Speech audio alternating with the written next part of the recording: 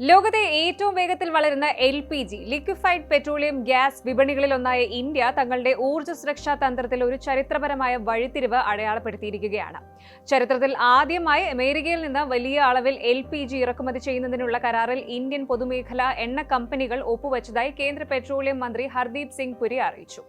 ഈ കരാർ യാഥാർത്ഥ്യമാകുന്നതോടെ 2026-ൽ ഇന്ത്യയുടെ മൊത്തം LPG ഇറക്കുമതിയുടെ 10% വരെ അമേരിക്കയിൽ നിന്നാകും. പരമ്പരാഗതമായി പശ്ചിമേഷ്യൻ രാജ്യങ്ങളെ മാത്രം ആശ്രയിച്ചിരുന്ന ഇന്ത്യക്ക് ഈ നീക്കം എങ്ങനെയാണ് ഊർജ്ജ സുരക്ഷാ കവചം നൽകുന്നത്? അതോടൊപ്പം ഗ്യാസ് വിലക്കയറ്റം നിയന്ത്രിക്കാൻ ഈ കരാർ സഹായിക്കുമോ? പരിശോധിക്കാം. Indian oil corporation, Bharat petroleum corporation limited, Hindustan petroleum corporation limited എന്നീ പൊതുമേഖലാ കമ്പനികളാണ് അമേരിക്കയിലെ പ്രമുഖ നിർമ്മാതാക്കളുമായി ചേർന്ന് കരാർ ഉറപ്പിച്ചത്. 2026-ൽ ഒരു വർഷത്തേക്കാണ് ഈ കരാർ. ഏകദേശം 22 ലക്ഷം ടൺ LPG ആണ് US ഗൾഫ് കോസ്റ്റിൽ നിന്ന് ഇന്ത്യയിലേക്ക് എത്തുക. ഈ അളവ് ഇന്ത്യയുടെ വാർഷിക LPG ഇറക്കുമതിയുടെ 10% വരും. കരാർ പ്രകാരം LPGയുടെ വില നിശ്ചയിക്കുന്നത് അമേരിക്കയിലെ പ്രധാന വില നിർണ്ണയ കേന്ദ്രമായ മോണ്ട് ബെൽവിയുവിനെ മാനദണ്ഡമാക്കിയായിരിക്കും. ഇത് ഗൾഫ് രാജ്യങ്ങളുടെ കരാർ വിലയെ മാത്രം ആശ്രയിക്കുന്നത് ഒഴിവാക്കാൻ സഹായിക്കും. ഇന്ത്യയുടെ ഈ നീക്കം വെറും ഒരു വ്യാപാര കരാർ മാത്രമല്ല, മറിച്ച് ആഗോള ഊർജ്ജ രാഷ്ട്രീയത്തിൽ ഇന്ത്യയുടെ സ്വാധീനം ഉറപ്പിക്കുന്ന ഒരു സുപ്രധാന നയതന്ത്ര നീക്കവുമാണ്. നിലവിൽ ഇന്ത്യയുടെ LPGയുടെ 90%-ലധികം ഇറക്കുമതി ചെയ്യുന്നത് Qatar, Saudi Arabia, UAE, Kuwait തുടങ്ങിയ പശ്ചിമേഷ്യൻ രാജ്യങ്ങളെ ആശ്രയിച്ചാണ്.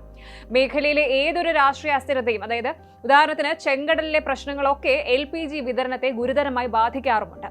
അമേരിക്കയിൽ നിന്ന് നേരിട്ട് LPG ഇറക്കുമതി ചെയ്യുന്നതിലൂടെ ഇന്ത്യ ഈ ആശ്രിതത്വം കുറയ്ക്കുകയാണ്. അതുപോലെ അമേരിക്കയുമായുള്ള വ്യാപാര കമ്മി കുറയ്ക്കാനുള്ള പ്രസിഡന്റ് ട്രംപിന്റെ ആവശ്യത്തോടുള്ള ഇന്ത്യയുടെ പ്രതികരണം കൂടിയാണിത്.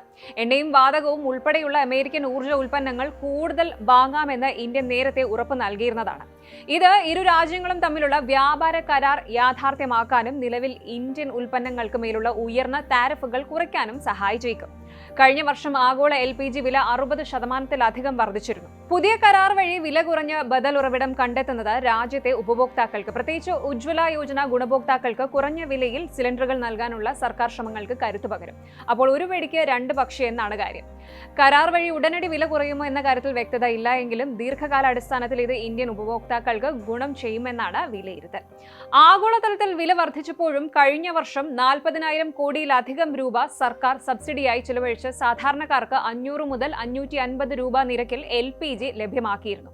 പുതിയ കരാർ ഈ സാമ്പത്തിക ബാധ്യത കുറയ്ക്കാൻ സഹായിക്കുമെന്നാണ് സൂചന. ഇന്ത്യയുടെ ഊർജ്ജ നയത്തിൽ ഒരു പുതിയ അധ്യായം കുറിക്കുന്ന ഈ ചരിത്രപരമായ കരാർ പശ്ചിമേഷ്യൻ രാജ്യങ്ങൾക്കുള്ള ഒരു ശക്തമായ സന്ദേശം കൂടിയാണ്.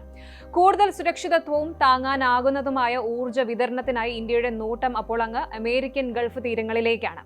ഈ കരാർ ഇന്ത്യൻ വിപണിയിൽ എന്ത് തരം മാറ്റങ്ങളാകും കൊണ്ടുവരിക എന്ന് നമുക്ക് കാത്തിരുന്ന് കാണാം.